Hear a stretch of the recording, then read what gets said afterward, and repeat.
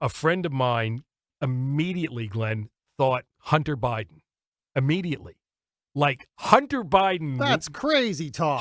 Who would think of that? Oh, I mean, why would somebody where did that come? That's out of left Why field. would somebody come up with that conspiracy theory Whew. that Hunter Biden walked into the White House with a little bag of coke? That's wackadoo. And you might think that we need to keep investigating this 24/7, baby.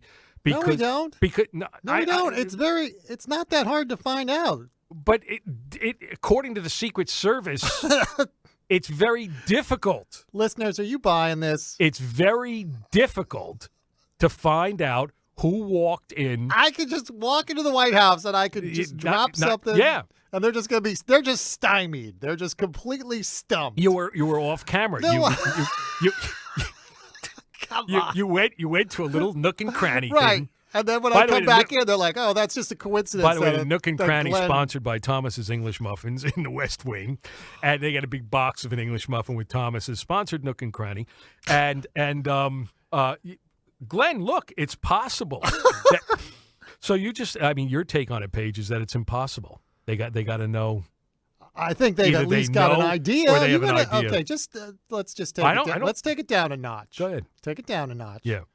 Are you going to look at me, poker face, straight face, and tell me you don't think they can at least narrow this down to a handful of people? No.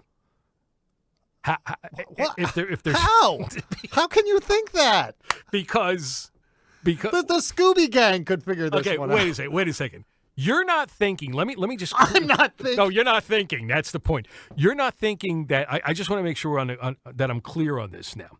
You're not thinking Hunter Biden himself, or maybe you are. I don't know. I'm not saying it is. I'm not gonna go off half-cocked and just. You mean one day he was just running out to get his father a hamburger, and he had some cocaine on him, and he came back through the West Wing again. He's not exactly a paragon of responsibility. He films himself doing all kinds. I'm not saying it's him, but he does. I wouldn't rule him out. I think we're writing the first episode of Cocaine White House.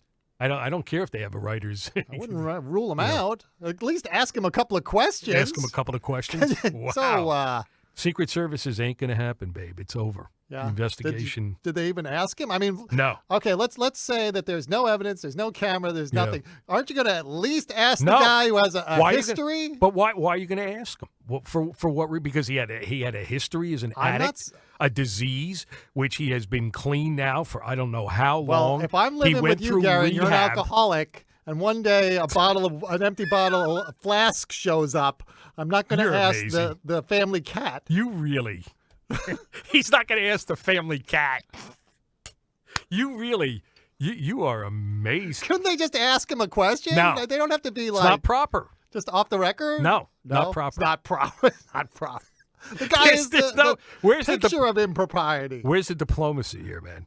The guy suffered enough. He was an addict. Suffered enough. I mean, oh my God! I mean, the guy suffered enough. He only took in $50 million for being on a board of some energy company in Ukraine. He suffered, man. He suffered enough. Oh, you're killing me.